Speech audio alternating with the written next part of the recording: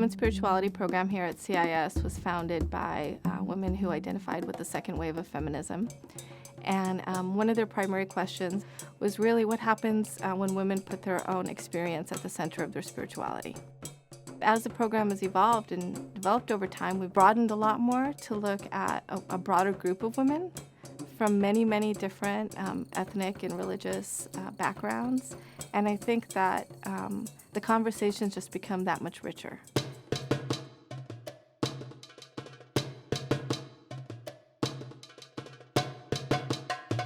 How do we actually empower women and create change in a positive way? The effect of patriarchy is multi-layered. Somehow women have been oppressed by religion. We really want to rebalance the world and bring the sacred feminine forward. Justice. What does justice mean? What is truth? What is reality? What is right? What is wrong? We can reimagine it in a different way. Justice is our movement every day towards harmony and balance. Who I am has expanded. My awareness, my spirituality, my intellect. It's such an emphasis on the experiential. How can we as women support one another in a way that honors exactly and perfectly who we are? Social activism has always, to me, been a component of women's spirituality. Spirituality sustains us. How has spirituality sustained people who are going through oppression? When I saw the way that the program was described as a program which was very interested in reclaiming the sacred feminine and all the world's traditions, but also integrating that with a very contemporary social justice analysis. I saw words like womanist, mujerista, feminist, post-colonial theory, and seeing those juxtaposed with a concern around ecology and the environment and women's roles in the world's religious traditions, I thought, this is exactly where I need to be. The women's spirituality movement emerged from a real grounded political critique that women had about male dominance and patriarchy and misogyny in the major world religious traditions, and asked the question, what happens to our spirituality and our spiritual practices and drives if we put women's experiences at the center? In the program, we have 3 areas of focus. We have women and world religions, feminism, ecofeminism, and activism, and women's mysteries, sacred arts, and healing. We look at a diversity of cultures, and not just like the Abrahamic religions and Hinduism and Buddhism. We also look at African indigenous religions. We look at indigenous religions on this land. We look at paganism. We look at goddess spirituality in religious terms and what it means. The God I know of Judaism and Christianity is not a male God. The God that I know is non-gender, all gender, beyond gender. The problem is that students study about specific women that have led movements, and we look at this intersection of spirituality and activism. When it's difficult to maintain concepts of healing and spiritual tradition, how do you even do that? How do you challenge something that's already so hard to stay connected to? In this program, its mission is to look at the roots of why things are the way they are. So the question that you ask here is, well, why? What do they really believe? What belief system allows them to do that? Whether it's oppressive or whether it's encouraging or whatever it is, what is the belief system at the core,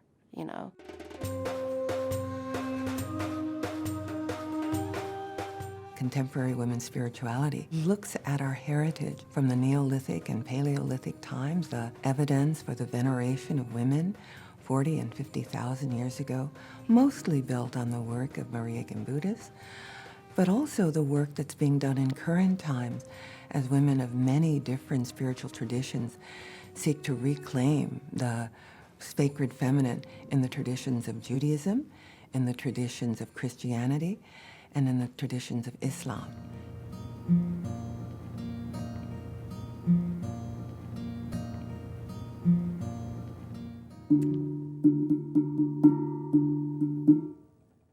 I teach a class that I've been teaching here for maybe 15 years called The Healing Ecstasy of Sound. My class is primarily experiential, although we do a lot of academic inquiry as well to sort of understand from a more of a kind of philosophical or scholarly point of view what is actually happening when we're having experiences through music and sound. Once I thought I'd never go tall as this fence. I feel like there's a huge intersection between singing and the Women's Spirituality program. Singing is something that I have always done because it's something my spirit has called me to do. When I was studying performance for a while, it didn't feel that way. It felt kind of like it was hurting my spirit to be singing in the way that I was. So I needed to take a break from it. I think that's a huge part of women's spirituality. Women's spirituality is all about embodying our own bodies, telling our own stories, leaving room to hear other people's stories, and understanding the social implications of having stories be told. One night I was in the library in Florida at the university, and I was doing some research on Black Madonnas. A lot of male authors kept coming off the shelves, and then I turned around and a book literally fell off the shelf. And it was Lucia Chavala Birnbaum's book, Dark Mother. And I picked up the book, and I remember thinking, oh, this is exactly what I'm looking for, looking at connecting human stories and human histories. And I remember turning the book over, and I see this beautiful picture of Lucia. My PhD, which I received in 1964, was in the history of the social sciences, in a sense. Anyway, it was a very good education, which was intersected with the African-American struggle, which reached the campus very early, and the free speech movement, which my students were all arrested. And this certainly had something to do with my education, plus the fact my teaching was very wide. I taught in social sciences and in humanities, and then my degree was in European and U.S. history. We had gone to Italy in 1969 when 5 million workers were in the streets with banners that said, "There is no revolution without women's liberation. There is no women's liberation without revolution." And this has stayed with me up until right now. So I looked at this Black Madonna while I was enfervored by liberation theology, and I saw her as a metaphor for all the dark others who were rising at this time and are still rising. That you're not allowed in. I've had two experiences that were most transformational for me. The first one was in my first semester here, and it was with Professor Alka Arora, and it was in a class called Animal Ethics. And I didn't know what I was going to get out of that class, but in that class, I got exposed to a completely new way of identifying with animals as a person of African descent. We explored the domestication practices that happen against animals and animal cruelty, and how that relates to how Black people were treated during slavery. And it completely opened my eyes, and it was something that I had never thought about before. And the second class, we learned about just indigenous African practices, particularly from West Africa, and spirituality. It was similar, like connecting to nature and connecting with these deities and goddesses that empowered me and made me feel strong as a Black woman that I had never been exposed to before. I took Arisika Razak's class, and one of the assignments she had in her class was to do research into the mother line and then bringing it as a presentation back to the class. And the title of my dissertation is Priestesses of the Goddess, Prophecy, Midwifery, and Healing Among 3 19th Century Mormon Women, a feminist cultural her story of the Morley Cox Tuttle maternal lineage, 1823 to 1915. I have a BA in Biblical Literature and Religion, and then an MA and a PhD in Philosophy, the latter of which I got at Yale University. humans emerged in the Paleolithic 3 million years ago, and there was a long development of culture, but religion emerges during the Paleolithic. But then I did some student teaching at Yale University, and then I got a full-time job down at UC Riverside. I moved up to San Francisco State then and worked in philosophy and women's studies and helped co-found the Global Peace Studies program. And then I had the opportunity to come here to California Institute of Integral Studies to teach philosophy and join the Women's Spirituality program. So I helped co-create the founding of the Women's Spirituality program with the founder, Eleanor Gaydon, the author of the book, The Once and Future Goddess. I've been here for over 20 years, and for 10 years I was director of the program. If here you had animism and shamanism, here you begin to get goddesses and gods. This women's spirituality is not new, it's very ancient, but it's also very contemporary because more and more women's spiritual leadership and original spirituality has been suppressed, marginalized, and silenced, sometimes by vast acts of religious prejudice and cruelty.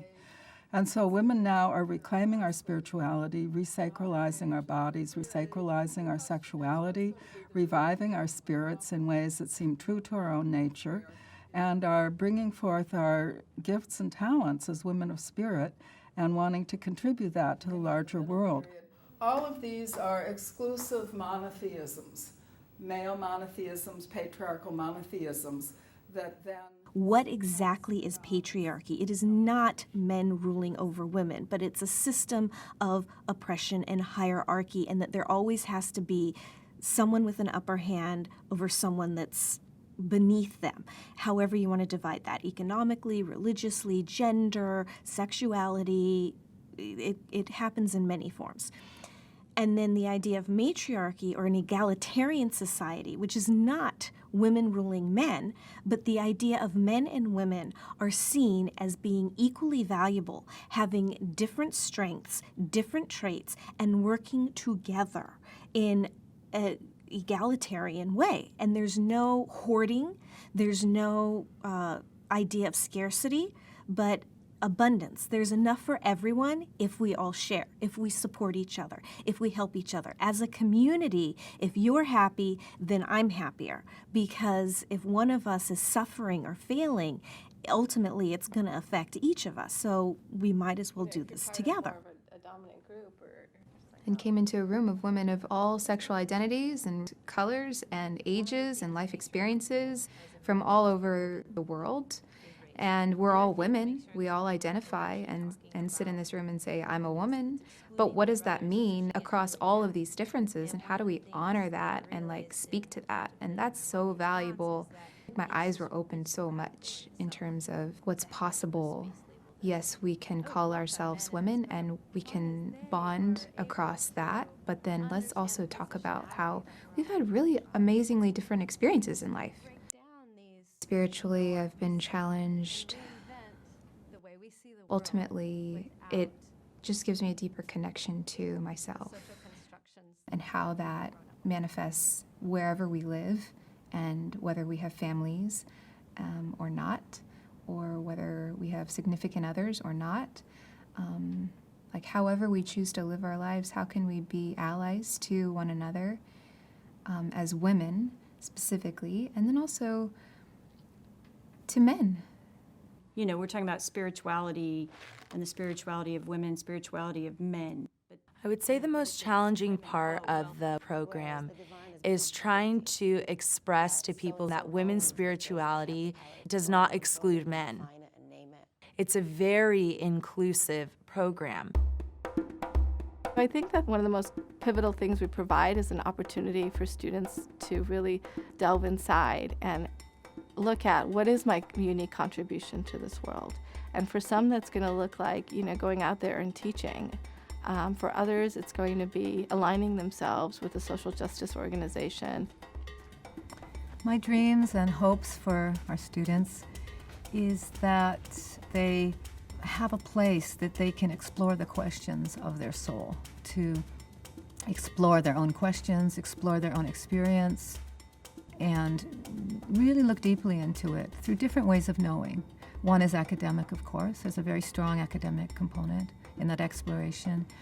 And the other is through kind of a self-inquiry.